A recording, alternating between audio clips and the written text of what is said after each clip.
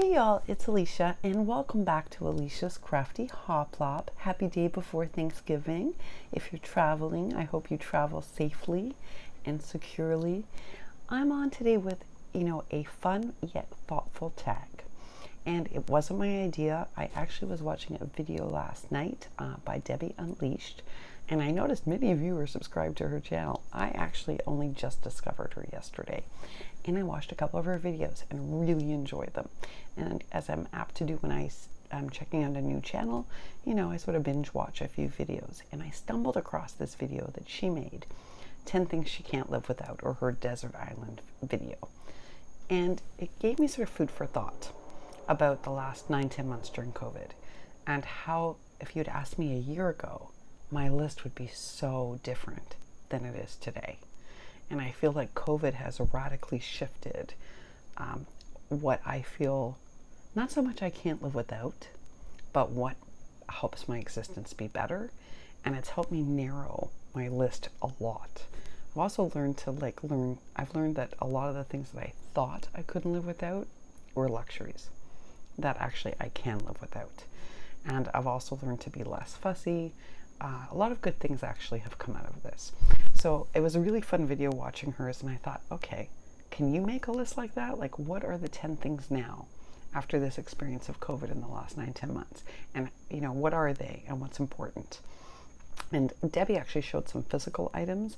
Mine's a mix of physical items and other things that you're going to come to understand. But I'm inviting anyone who wants to do this to participate. I'd love to hear your list. I'm really curious because I know I've radically changed in these 10 months.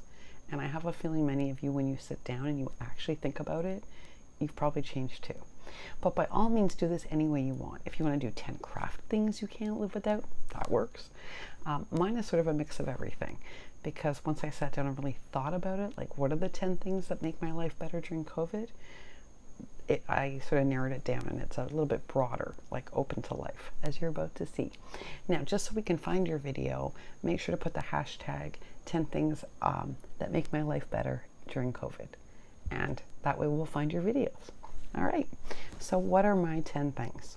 Well, the first thing is what I call my faith. And I have a sort of complicated relationship with that. And that's because I'm a super rational person.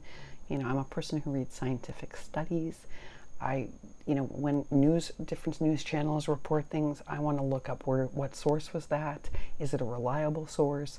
So I like hard fact, but I'm also someone who believes. So it's a complicated relationship. And if you've been part of my channel for a long time, you know that.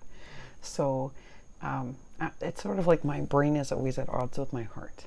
That said, I've told you recently that since I was a child, I knew that there was something bigger than me.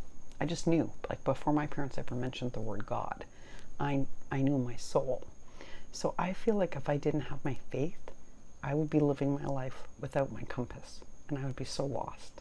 So that makes number one on my list. The other thing that's important in that are the 10 Commandments. That's sort of what I live by.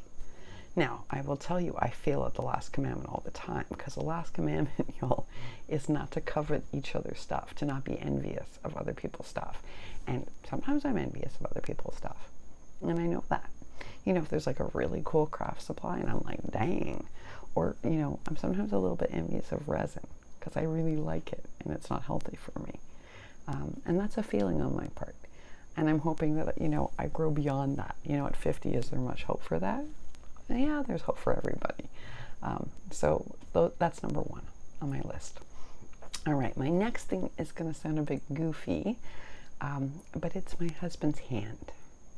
Would be really, this has made it so much better for me during COVID. So if we look at this not like what you can't live without, but what has made your life better during COVID. Well, we all know I spent most of the first half of COVID alone. And what I really missed was how my husband holds my hand. His hands were one of the first things I fell in love with, y'all. He has beautiful, sensitive eyes, so you'd think that would be the first thing. It was the shape of his hands and the way he held my hand. There's something about the way he holds my hand that just makes me feel very secure. I told you, until I met my husband, if I were on a sinking ship, I believed in myself that I would be able to not only get myself off, but other people off. And I knew that because I'm an action kind of gal. My husband was like the first person I met who I was convinced would be even more efficient at it than me and would go right into action. And that's sort of, so when he holds my hand, I'm just reminded of all that. So yeah, that's made COVID a lot better.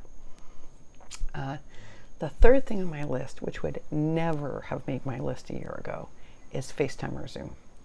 Yeah, because that's a way that I stay connected to my mom, my best friend, my friends who were all in New York but are now spread out all over, or my friends in Canada, my grandchildren.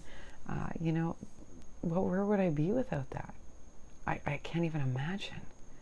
Without Zoom or FaceTime, wow, this would have been a much harder experience. So yeah, that's right up there. That has certainly made this experience better, and I would hate to have to live without that. The next item on my list, of course, is coffee. It's just the harsh reality of my life.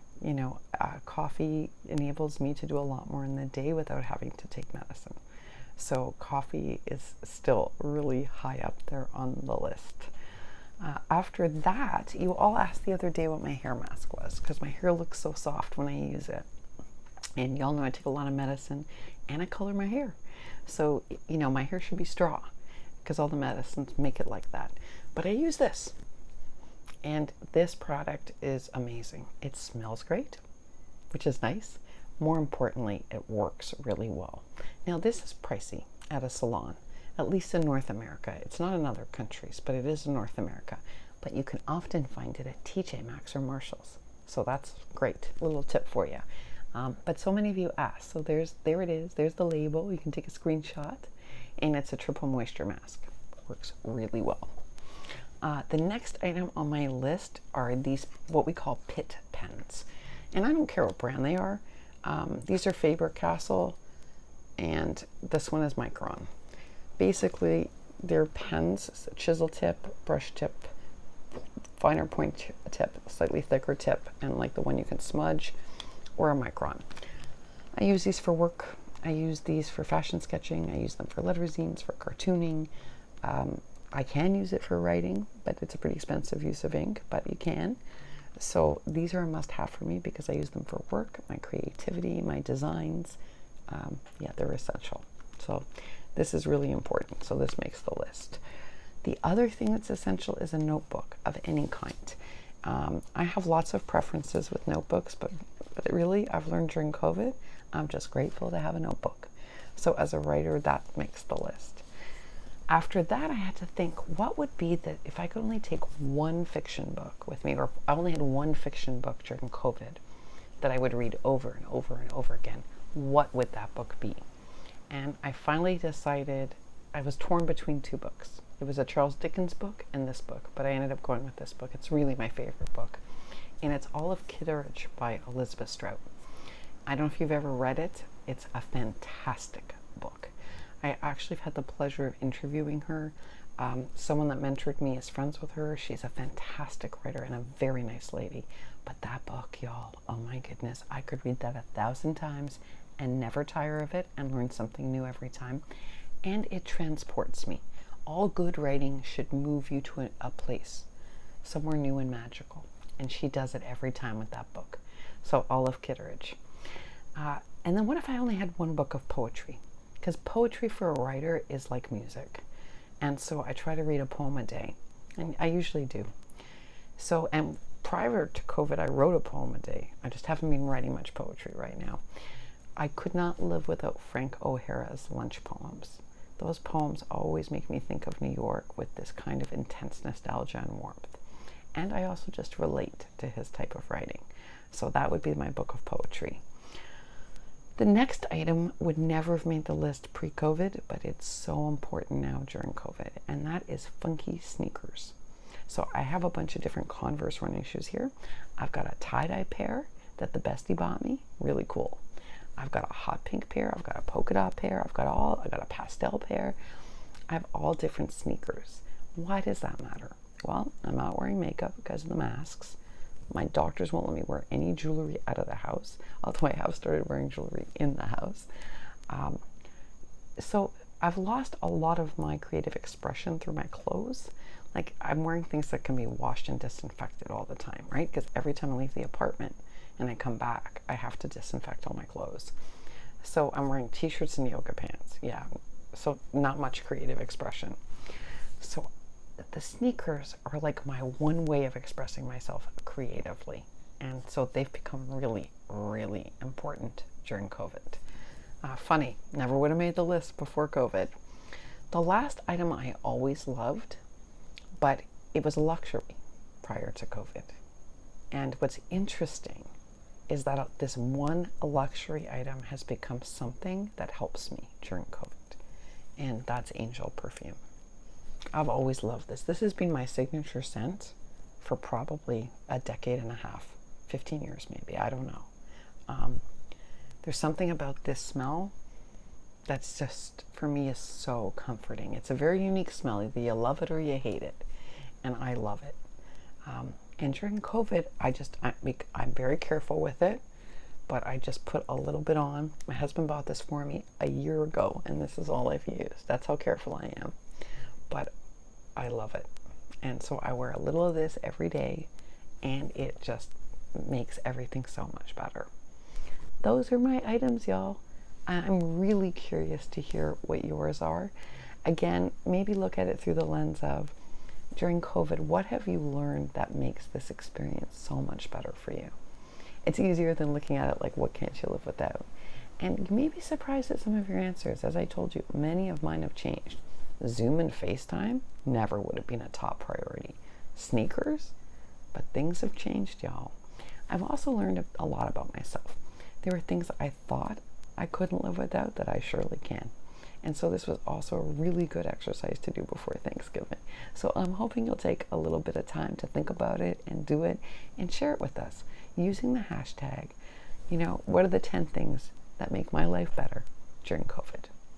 Thank you all so much. For those of you traveling today, please travel safely, and I will see you all later today. Bye for now.